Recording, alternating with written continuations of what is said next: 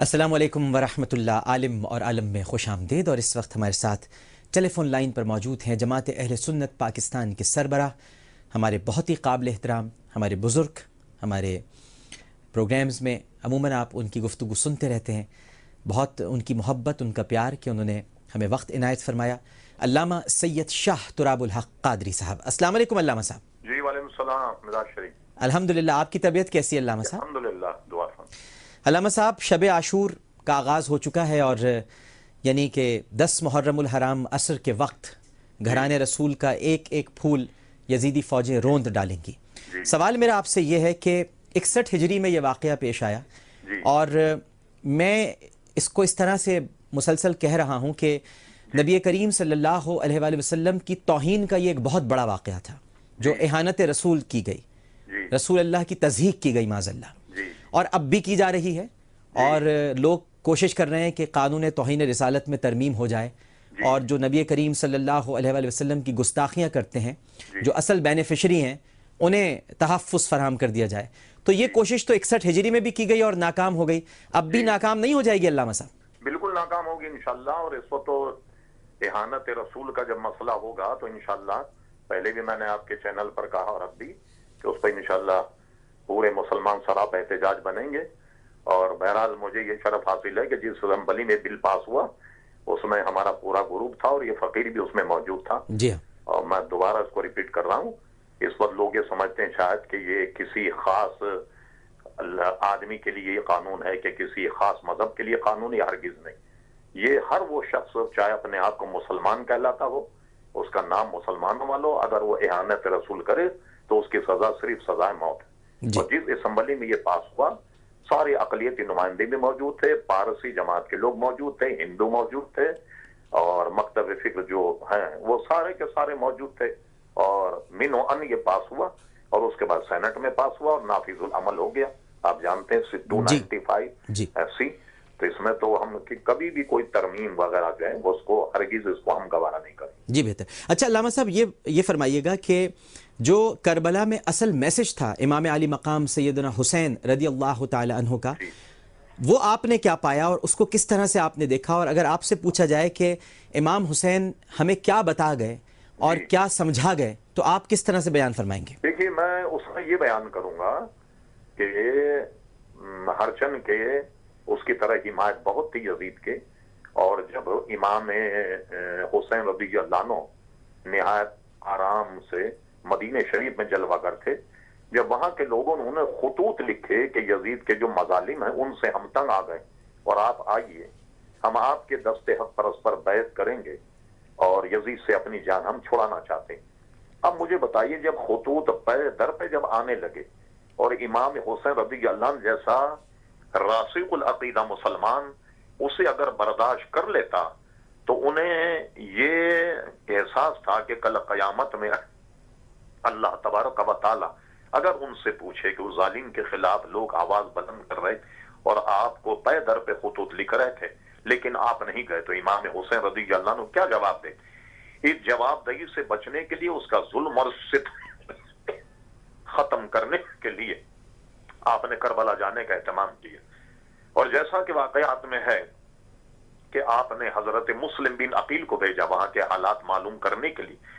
ان سے جب بے وفائی ہوئی تو وہ میسیج حضرت امام حسین کو نہیں مل سکا، اور اس کے بعد امام حسین بنفس نفیس 72 ایک روایت کے مطابق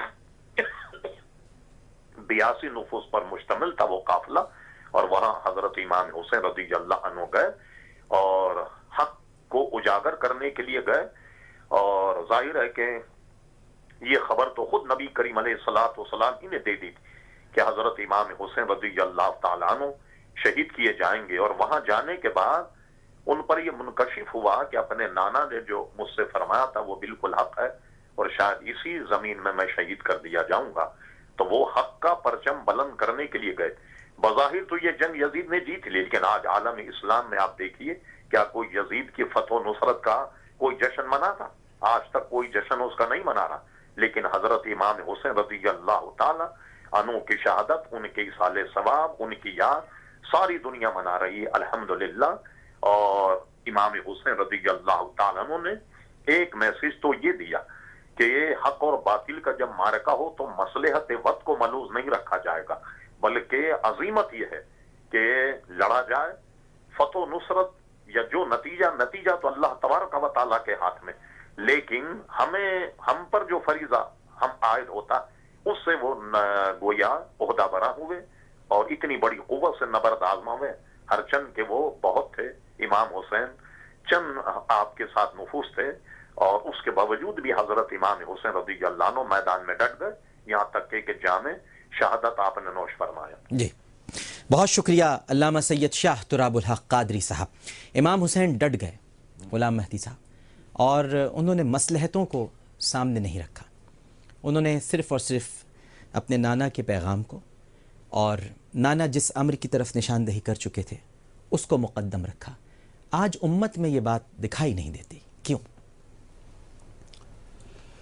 اصل میں دیکھیے جی، اس وقت ہمارے نزدیک فتح اور شکست کے جو تصورات ہیں یہ بنیادی طور پر غلط ہیں، کہ طاقت کے ذریعے کسی کو قتل کر دینا یا غلبہ حاصل کرنا اسی کو فتح قرار دیتے، جبکہ یہ زندہ مثال ہے واقع کربلا کہ جہاں پر طاقت کے ذریعے بظاہر جس نے غلبہ پایا تھا اس کو شکست ہوئی اور اس کا نام تک مٹ گیا، کوئی اس کا نام لینے والا نہیں ہے، اور جو بظاہر مٹ گیا تھا اور وہ زندہ ہے، باقی ہے، اور دنیا کا کوئی گوشہ ایسا نہیں ہے جہاں پر اس کا تذکرہ نہ ہو رہا ہو۔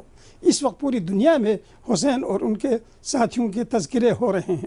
تو اصل میں اس مقصد کو اگر پیش نظر رکھ کے صحیح طریقے سے شریعت کے احیاء اور بقا کے لیے جان دینے کا کوئی عزم کر لیں تو پھر اس کے سامنے کوئی بڑی سے بڑی طاقت بھی اس کا مقابلہ نہیں کر سکتی، اور اس کے عزم و استقلال استقلال میں ذرا سا بھی تزلزل پیدا نہیں ہو سکتا۔ تو امام حسین علیہ السلام نے دین الہی کے بقا کے لیے، احیاء کے لیے اور شریعت الہیہ کو زندہ کرنے کے لیے یہ قربانی دی، اور اس قربانی کو اگر آپ چھوڑ دیتے، اس سے ذرا سا بھی انحراف کرتے تو دین کو ایسا خطرہ لاحق ہو چکا تھا کہ ہو سکتا تھا کہ دین دنیا سے مٹ جاتا۔ اس لیے اس کے بقا کے لیے حسین نے اتنی بڑی قربانی دی، اپنے گھرانے کو کٹوایا۔ بے شک۔ دیکھتے ہیں ہمارے ساتھ ٹیلی فون لائن پر کون موجود ہے۔ السلام علیکم۔ وعلیکم السلام جی، کون صاحب بات کریں؟ جی میں کامران خان بات کر رہا ہوں میرپور خاص سے۔ جی کامران خان صاحب، جی فرمائیے کامران خان صاحب۔ بھائی، صبر حسین پہ جو بات ہو رہی تھی تو مجھے بھی یعنی کہ کہنے کا بڑا شوق اور جذبہ چڑھا کہ میں کچھ کہوں آپ کو۔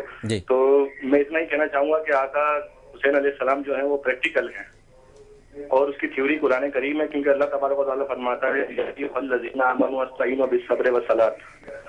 کیونکہ آیت کریمہ صبر سے شروع ہو رہی ہے، صلاۃ پر ختم ہو رہی ہے، اور میرے آقا حسین علیہ السلام کی زندگی بھی صبر سے شروع ہو رہی ہے اور صلاۃ پر ختم ہو رہی ہے۔ بہت سے لوگ ہیں ہمارے درمیان جو یزیدیت کا جھنڈا اٹھا لیتے ہیں، تو میں اتنا ہی کہنا چاہوں گا کہ اللہ تعالیٰ فرماتا ہے ان اللہ مع الصابرین، اللہ صبر کرنے والوں کے ساتھ ہے۔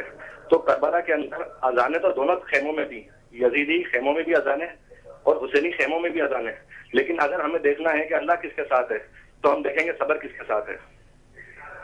بالکل ٹھیک ہے، بہت شکریہ، بہت اچھی بات آپ نے کی ہے۔ صبر، مفتی صاحب، صبر ختم ہوتا جا رہا ہے۔